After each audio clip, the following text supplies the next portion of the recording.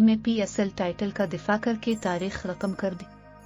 Tournament एक ही delivery पर आ गया और आखिर में जमान खान ने अपने असाब को थाम लिया और लाहौर कलंदर्स ने अपने PSL टाइटल का कामयाबी से दिफा करने वाली पहली टीम बनकर तारीख रकम की।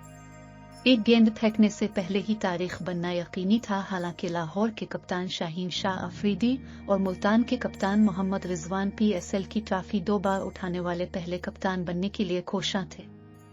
अफरीदी ने इस बात को यकीनी बनाने के लिए बल्ले और गेंद दोनों के साथ ताउन किया कि उन्हें अभी तक कप्तान के तौर पर खात्मे का सामना नहीं करना पड़ा, जो उनकी क़ियादत और इनफरादी सलाहियत के साथ साथ लाहौर के थिंक टैंक का भी सबूत है, जिसने दुनिया के बाईं हाथ के पेसर को जबरदस्त सपोर्ट कास्ट के साथ घेर लिया।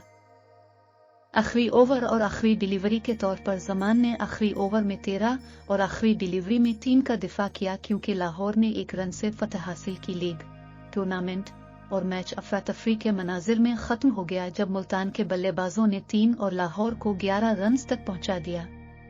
खिचाखच भरे कजाफी स्टेडियम की खौफजदा चीख पूरे लाहौर में गूंजने पर फील्डर्स उन्हें रन आउट करने के लिए उधर उधर भागे। This time like and subscribe the channel please, thanks.